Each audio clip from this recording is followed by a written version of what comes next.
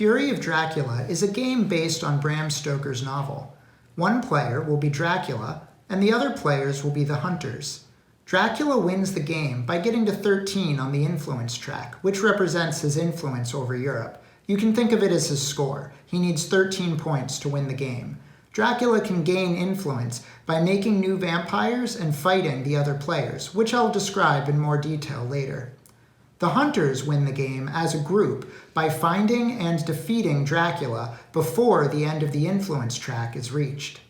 There are 4 hunters. A player can control more than one hunter if there are fewer players. During setup, the hunters each take their character sheet and place their figure on a city of their choice. The person playing as Dracula should sit on the side of the board with what is called the trail. It has a red circle in which Dracula's figure is placed.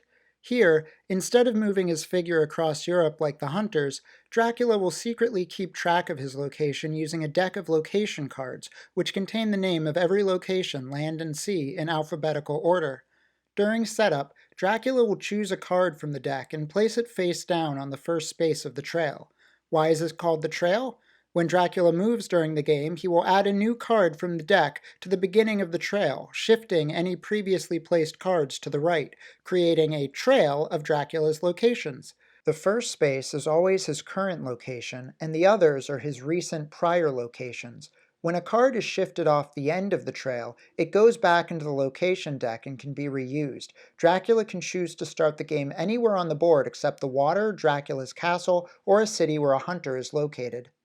Play alternates between hunter phases and Dracula phases, and each hunter phase is further divided into day and night. At the start of the hunter phase, it will be dawn, and the time marker will move to the next day space on the time tracker. The game begins on Monday. Each hunter will perform an action during the day, then it will be dusk when the time marker is moved to the next night space, and each hunter will perform an action at night. Only then will Dracula take a turn. After Dracula finishes, the game continues with the hunter phase at dawn. Combat may occur at dusk or dawn, as I'll describe later, and the passage of time also affects how Dracula gains influence, but I'll explain that later as well.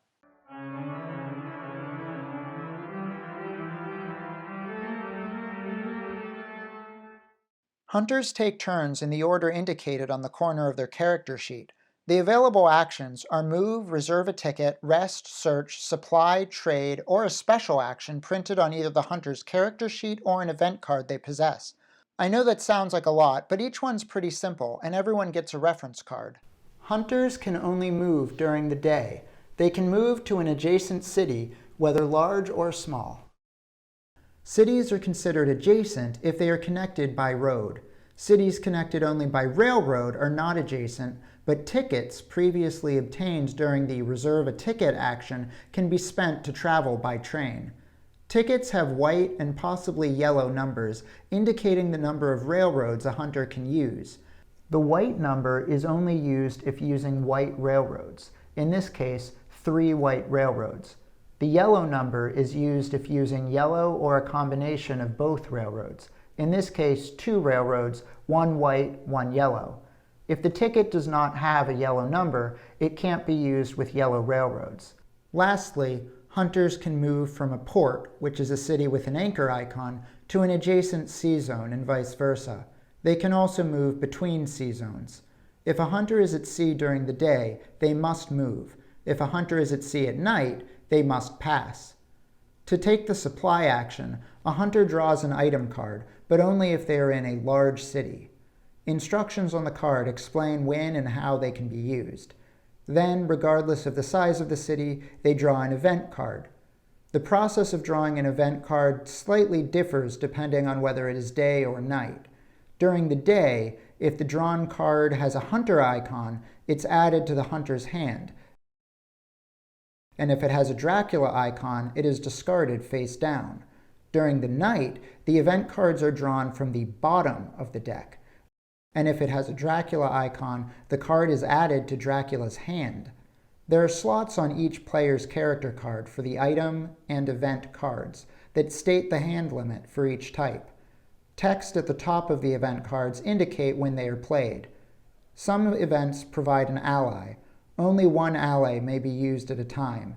If one is already in play, it may be discarded to make room for a new one. There's a slot in the top left corner of the board for a hunter ally. If Dracula gets one, it can be placed face up in front of him. Event cards should be discarded face up. Anyone can look through the discard pile, but they can't look at the face down event cards unless a card says they can. To take the trade action, a hunter chooses another hunter in the same city and they can trade items and tickets with each other. This is the only time during the game that hunters are allowed to talk and show cards privately without Dracula seeing and hearing. To reserve a ticket, simply take one from the supply. You can have 2 tickets at a time. If you wish to draw a third, you must first discard one. Keep them face down so Dracula can't see them. The rest action allows a hunter to recover 1 damage. I'll explain the search action later. Events may also use the term delayed. A hunter that becomes delayed must place their figure on its side and cannot take an action on their next turn. The only thing they'll do is place their figure upright once again. While I haven't mentioned it yet, there will usually be multiple cards on each space of the trail. Each group of cards is called a hideout. Throughout the game, every time a hunter moves to a city, not a C-zone, Dracula checks whether the location is on the trail. If so, the location card is flipped face up to indicate that the hunter has reached a hideout. Thus, hunters can tell when they're getting close to Dracula. Hunters should work together, strategizing rather than aimlessly wandering around Europe. Make sure to take advantage of event cards and the character's special abilities. And one more thing, in case you didn't notice, the map is divided into 7 colored regions, a fact that some effects, such as Mina's psychic bond ability, refer to.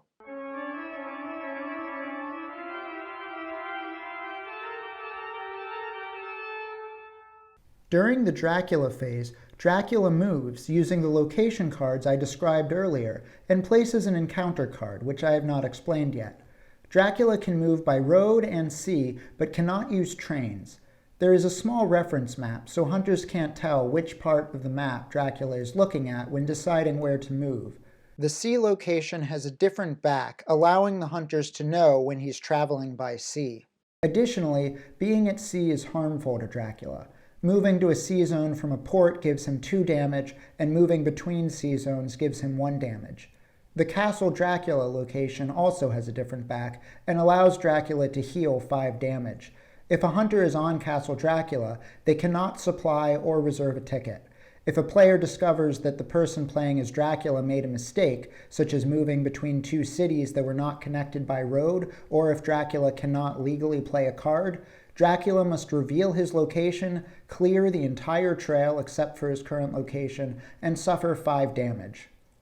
There are also 5 power cards, which the rulebook categorizes as part of the advanced rules, recommended only after playing once without them, but the additional rules are not particularly complex, and playing without the power cards is not as fun. One power is wolf form, which is played in addition to a location card.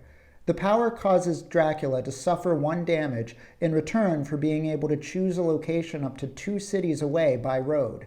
Dracula can even use this to pass through a city occupied by a hunter without them knowing.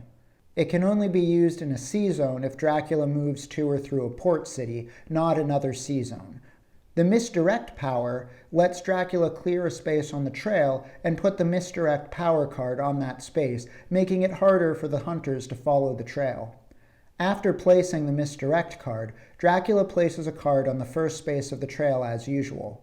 Misdirect cannot be used on a space containing another power card, Dracula's castle, Dracula's current location, or a location associated with the hide power, which I'll explain next. The other 3 power cards are played instead of a location card, meaning Dracula won't move. They cannot be played in a sea zone. The hide power card looks like a normal location card and tricks the hunters into thinking Dracula moved. The card is associated with the location card on the next space to the right. Hide can even be used in conjunction with wolf form to make the hunters think Dracula moved 2 spaces when he actually didn't move at all. If the associated location card is revealed, the hide card is also revealed.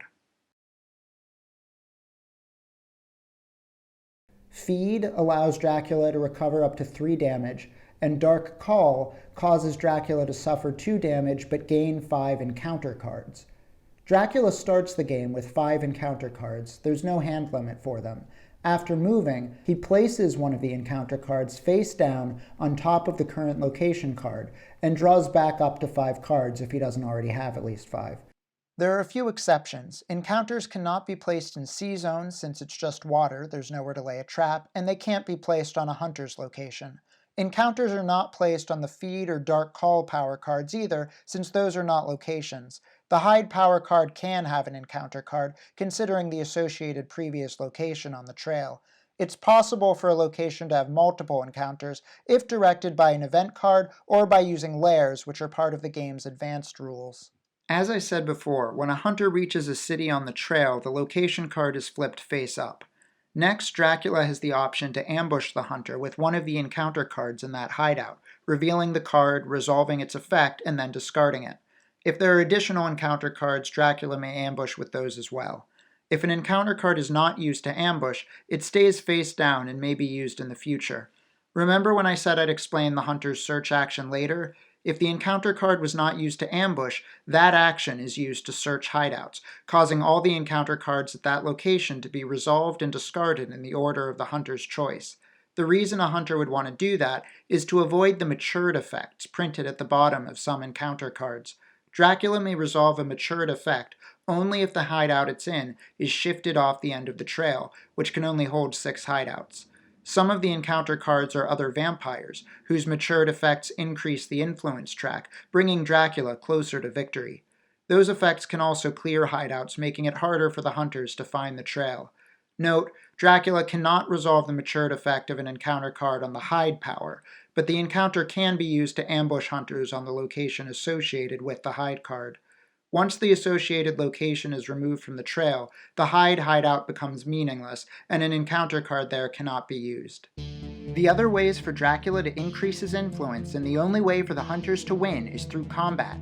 Anytime a hunter is in the same city as Dracula, Dracula will temporarily place his figure there. Note that this only happens in cities, not in the water. Combat occurs when a hunter is in the same city as Dracula at dawn or dusk, in between the day and night spaces on the time track. The hunter takes 1 dodge, punch, and escape card and adds them to their items. They do not count against the hand limit. Dracula shuffles and draws 5 cards from the Dracula combat deck. The item cards the hunter can use in combat have a banner on them. Both players select one of their cards and reveal them simultaneously. If one of the combat icons on the hunter's card matches the icon on Dracula's card is cancelled. This is somewhat like rock, paper, scissors, as the players are trying to predict what the other player will do. Then the cards are resolved, meaning do what they say, starting with Dracula if his card was not cancelled. In this case, Dracula's card was cancelled, and the hunter deals 1 damage to Dracula.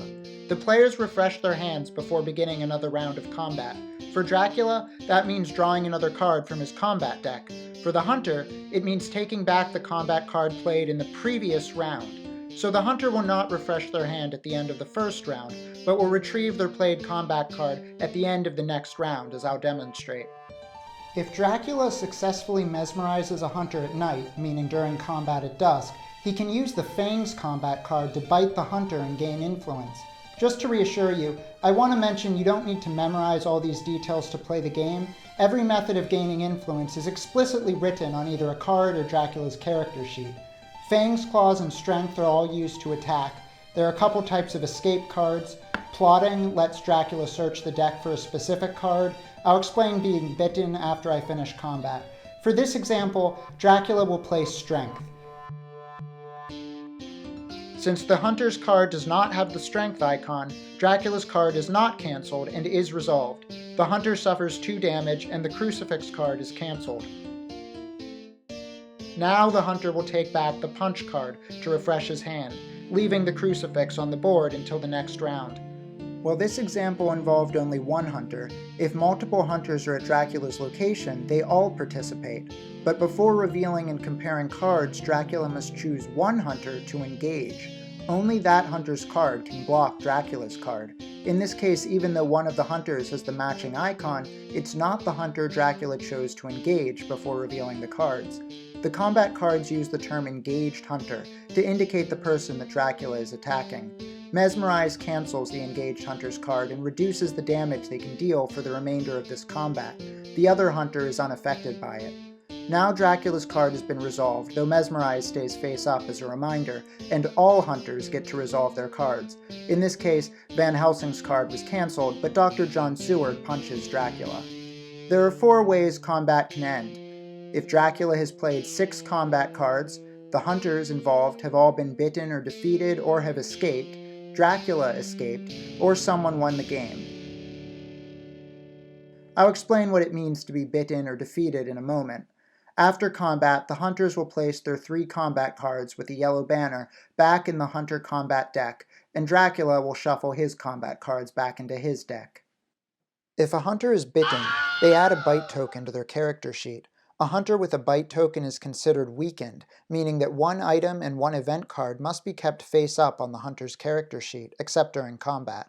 A weakened hunter can change which cards are revealed at any time.